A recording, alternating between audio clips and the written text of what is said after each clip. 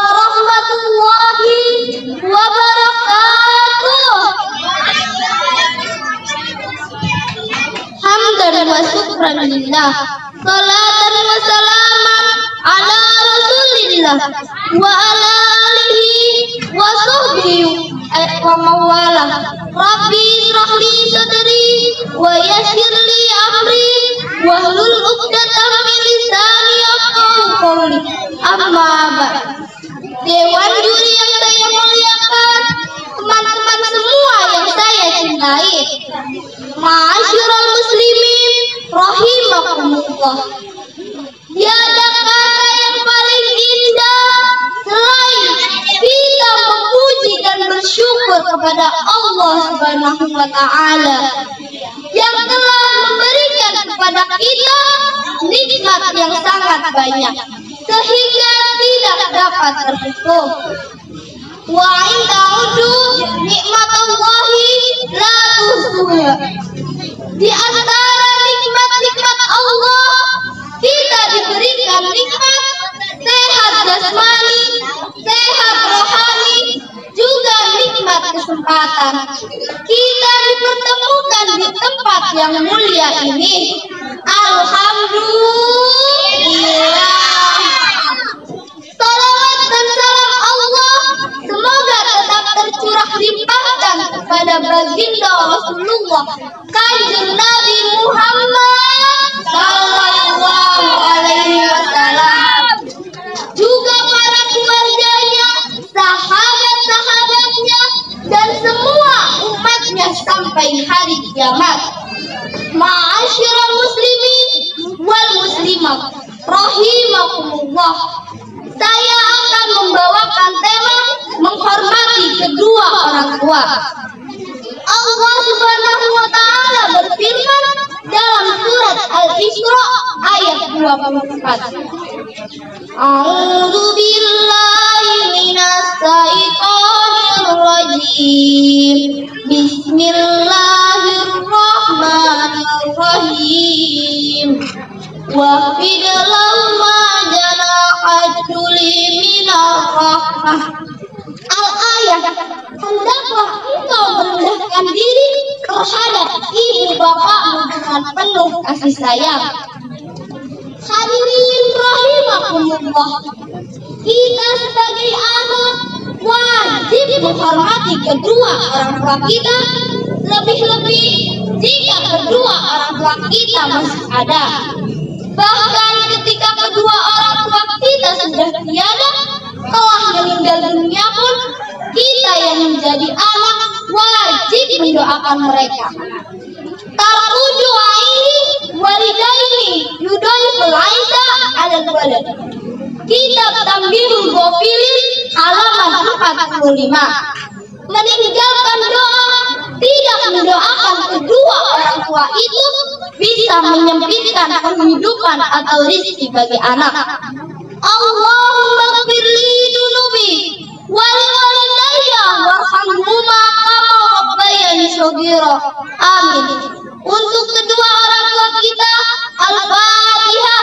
A'udzubillahi minasyaitonir rajim. Bismillahirrahmanirrahim. Alhamdulillahirabbil alamin arrahmanir rahim maliki yaumiddin.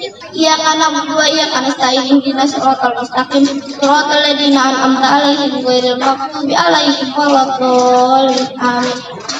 Teman-temanku semua yang saya cintai, saya mau tanya, kalian ingin sukses?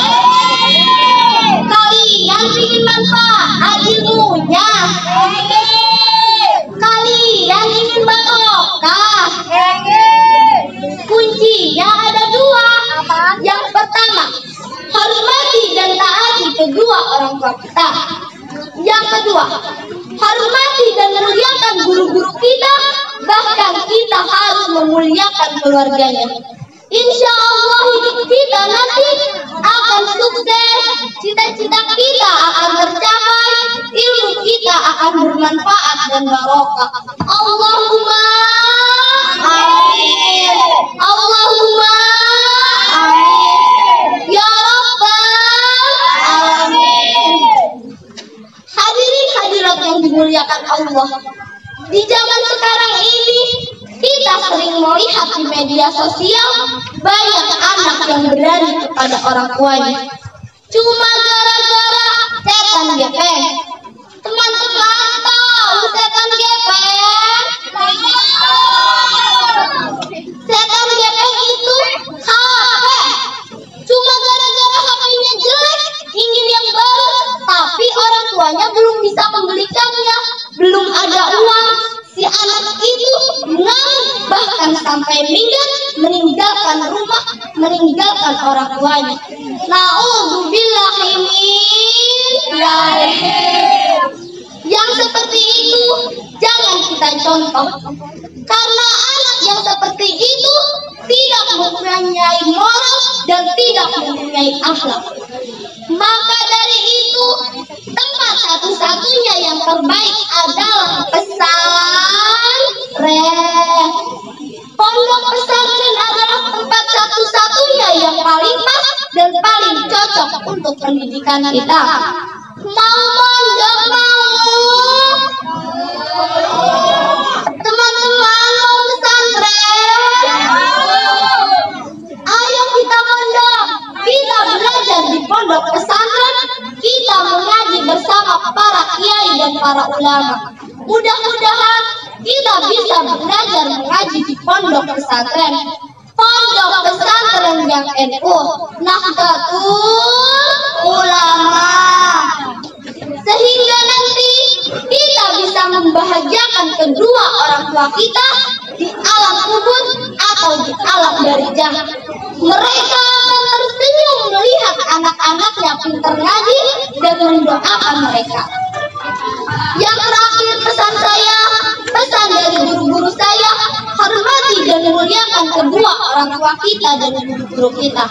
Mungkin dari saya cukup sekian. Mohon maaf atas segala kekurangan.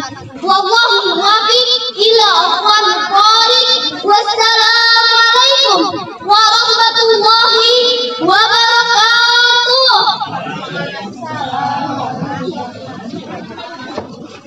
Waalaikumsalam warahmatullahi wabarakatuh. Ya, itulah penampilan dari saudari Linda Firdaus tadi. Hadirin, tibalah kita di peserta terakhir, ialah saudara Muhammad Abdul Rashid Nawawi dari Musola Nurul Iman Kedung Banteng.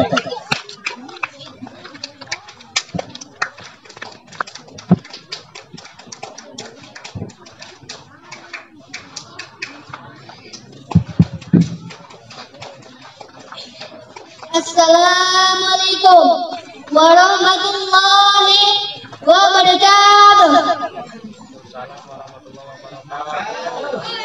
Bismillahirrahmanirrahim. Alhamdulillahirabbil alamin. Wassalatu wassalamu ala asyrafil mursalin wa ala alihi wa sahbihi ajmain. Amma ba'd. Dewan juri yang saya hormati dan hadirin yang berbahagia, puji dan syukur hanya kepada Allah yang telah memberikan nikmat Islam, nikmat iman, dan nikmat kesehatan sehingga kita dapat berkumpul di tempat yang berbahagia ini.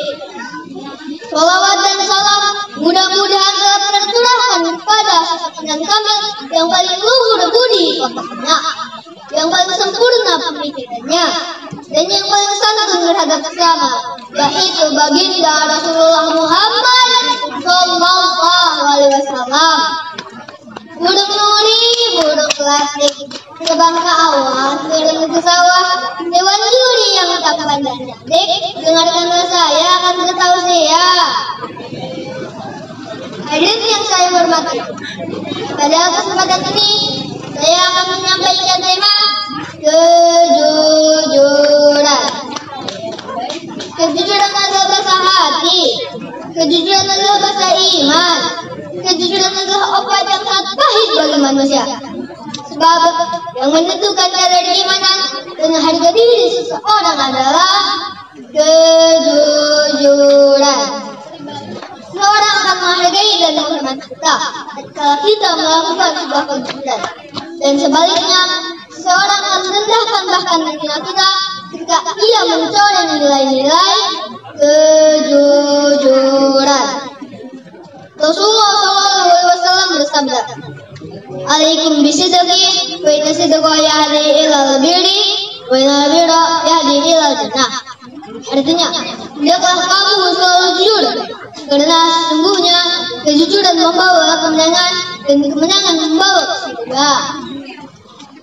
Dewan juri yang saya hormati, karena kejujuran salah satu kunci kesuksesan dalam kehidupan, kejujuran kunci keberhasilan dalam segala hal, kejujuran adalah kunci memperbaiki diri dari kehancuran di masa depan.